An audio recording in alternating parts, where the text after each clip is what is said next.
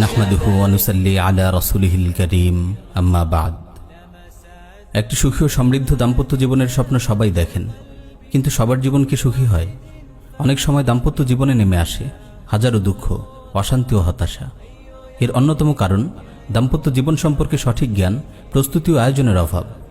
দাম্পত্য জীবনকে সুখময় করে তুলতে স্বামী স্ত্রী প্রত্যেকেরই করণীয় রয়েছে। আজ আমরা বন্ধুদের সঙ্গে আলোচনা করব দাম্পত্য জীবনকে সুন্দরভাবে সাজানোর প্রাথমিক একটি মূলনীতি নিয়ে, যা আপনার দাম্পত্য জীবনকে অনেকাংশে নির্মল ও পরিচ্ছন্ন করে তুলবে ইনশাআল্লাহ। প্রিয় বোন, দাম্পত্য জীবনকে সুন্দর, পরিচ্ছন্ন ও সুখময় করে তুলতে অত্যন্ত গুরুত্বপূর্ণ একটি মূলনীতি হল স্বামীর আনুগত্য। আমরা সাধারণত মনে করি স্বামীর আনুগত্য মানে স্বামীর আদেশ পালন করা। আসলে এখানে স্বামীর আনুগত্য কথাটির পরিধি আরও ব্যাপক। স্ত্রী তার কথাবার্তা, কাজকর্ম, বেশভূষা, আচার ব্যবহার সবকিছু আপন স্বামীর চাহিদা মতো সাজিয়ে নেবে। এটি হলো স্বামীর আনুগত্যের প্রকৃত মর্ম। একজন বিচক্ষণ, বুদ্ধিমতী স্ত্রী দাম্পত্য জীবনের শুরুর দিকেই স্বামীর স্বভাব চরিত্র, প্রিয় অপ্রিয়, পছন্দ অপছন্দ সবকিছু জেনে নেয়। কিছু সরাসরি জিজ্ঞেস করে শিখে নেয়, আর কিছু তার দৈনন্দিন জীবনকে পর্যবেক্ষণ করে জেনে নেয়।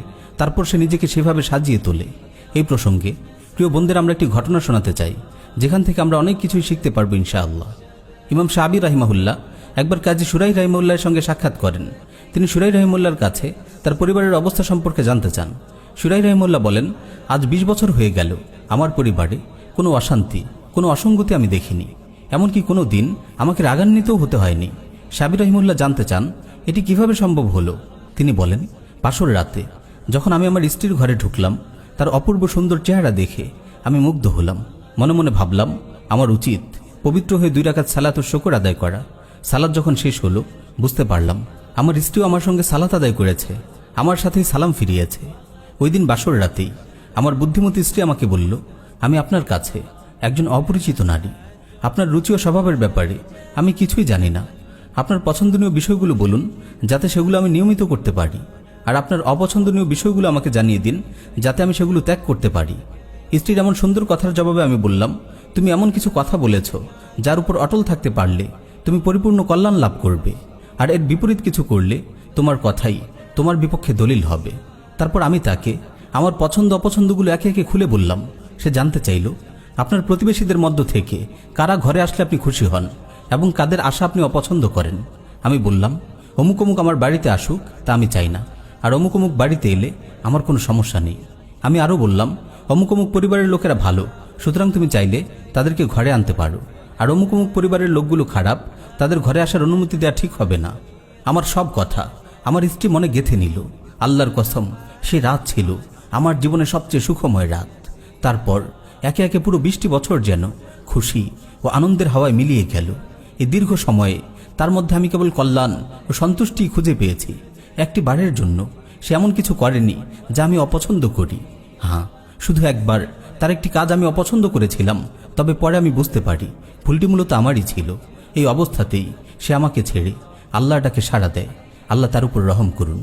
প্রিয় বোন, এই ঘটনা থেকে নিশ্চয়ই আপনি বুঝতে পেরেছেন স্বামীর আনুগত্য কিভাবে একটি মধুর ও সুখময় দাম্পত্য জীবন গঠনে কার্যকর ভূমিকা পালন করে।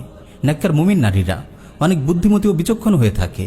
পরিবারের স্বামীর কর্তৃত্বের ব্যাপারটি তারা সহজেই বুঝতে পারে, কেননা কোরআনে এসেছে, আর রিজালু কাওয়ামুনা আলান নিসা, পুরুষরা নারীর উপর কর্তৃত্বশীল। হযরত ইবনে আব্বাস রাদিয়াল্লাহু তাআলা আনহু এই আয়াতের ব্যাখ্যায় বলেন, পুরুষরা স্ত্রীদের অভিভাবক। তারা স্বামীর আদেশ মান্য করবে, তার পরিবারের সাথে সদাচার করবে এবং তার সম্পদের হেফাজত করবে। প্রিয় বোন, পরিবার একটি জাহাজের মতো, জীবনের স্রোত ঠেলে যেটি সামনের দিকে এগিয়ে যায়।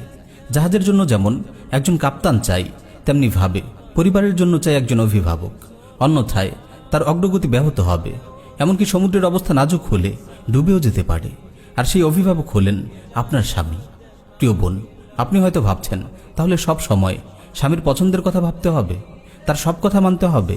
আমারও তো একটা মন আছে, আমারও তো কিছু পছন্দ অপছন্দ আছে। আমার কি কোনো অধিকার নেই? প্রিয় বোন, আপনি নিঃসন্দেহে ঠিক বলেছেন। নিঃসন্দেহে আপনারও নিজস্ব রুচি ও পছন্দ অপছন্দ আছে, আপনারও আছে স্বতন্ত্র অধিকার। কিন্তু উভয়ের অধিকার একই পদ্ধতিতে আদায় করা যাবে না। এখানে স্বামীর আনুগত্য মানে নিজের সকল অধিকার থেকে বঞ্চিত হওয়া নয়। আনুগত্য মানে স্বামীর সঙ্গে মানিয়ে চলা। স্বামী তার পুরুষসুলভ কর্তৃত্ব ব্যবহার করে পরিবার পরিচালনা করবে, আর আপনি আপনার নারীসুলভ আবেগ ও ভালোবাসা দিয়ে আপনার স্বামীকে পরিচালনা করবেন। পুরুষ যত বাহাদুর, যত ক্ষমতাশীল কিংবা যত বদমেজাজি হোক না কেন, সে কখনো তার প্রেমময়ী স্ত্রীর পছন্দের বাইরে পা রাখতে পারে না। আবেগ ও ভালোবাসার শক্তির কাছে পৃথিবীর সব শক্তি হার মানে। সুতরাং উভয়ই আপন আপন পদ্ধতিতে তার ব্যক্তিগত সুখ, স্বাতন্ত্র্য ও অধিকার বজায় রাখবে। কিন্তু বোন, আপনি যদি আবেগ ও ভালোবাসার পরিবর্তে কর্তৃত্বের সুরে কথা বলতে শুরু করেন, তাহলে মনে রাখবেন আপনার দাম্পত্য জীবনে আপনি আগুন লাগিয়ে দিয়েছেন। আপনি কখনো এই জীবনে সুখ শান্তির আশা করতে পারেন না। চলুন এই ব্যাপারে প্রিয় নবী সাল্লাল্লাহু আলাইহি ওয়াসাল্লামের একটি হাদিস শোনা যাক। ইমাম তাবরানী রাহিমাহুল্লাহ সংকলিত আল মুআজামুল আওসাত গ্রন্থে বর্ণিত একটি সহিহ হাদিস এসেছে। একবার রাসূল সাল্লাল্লাহু আলাইহি ওয়াসাল্লাম সাহাবাদের এক মজলিসে বলেন, আলা উখবিরুকুম বিনিসাইকুম ফিল জান্নাহ, আমি কি তোমাদেরকে জান্নাতি স্ত্রীদের সংবাদ দেব না? সাহাবারা বললেন, অবশ্যই দেবেন হে আল্লাহর রাসূল। তিনি বললেন, ওয়ালুদুন ওয়াদুদুন ইযা গাদিবাত আও উসিআ ইলাইহা আও গাদিবা যাওজুহা ক্বালাত হাযিহি ইয়াদি ফি ইয়াদিক লা আকতাহিলু বিগুমদিন হাত্তা তারদা। অধিক সন্তান জন্মদানকারী প্রেমময় স্ত্রী, যে রাগান্বিত হলে বা তার প্রতি কোনো খারাপ আচরণ করা হলে কিংবা স্বামী তার সঙ্গে রাগ করলে সে বলে, এই যে আমার হাত আপনার হাতে রাখলাম, আপনি আমার উপর সন্তুষ্ট হওয়া পর্যন্ত আমি ঘুমাবো না। প্রিয় বোন, আশা করি বুঝতে পেরেছেন হাদিসে কি বলা হয়েছে। আবেগ ও ভালোবাসা এমন এক চাবি, যা দিয়ে স্বামীর অন্তরের শেষ দরজাটি পর্যন্ত আপনি অনায়াসে খুলে ফেলতে পারবেন। প্রিয়তম স্বামীর কাছ থেকে আপনার সব দাবি মানিয়ে নিতে পারবেন। আরও একটি হাদিস বলে আজকের এই আলোচনা শেষ করছি। আজ্জুমা ইমরাআতিন মাতাত ওয়া যাওজুহা আনহা রাদিন দাখালাতিল জান্নাহ, যে স্ত্রী স্বামীকে সন্তুষ্ট রেখে মৃত্যুবরণ করে সে জান্নাতে প্রবেশ করবে। আল্লাহ রাব্বুল আলামিন সকল বোনকে আমল করার তৌফিক দিন, সবাইকে সুখী ও সমৃদ্ধ দাম্পত্য জীবন দান করুন। আমিন ইয়া রাব্বাল আলামিন।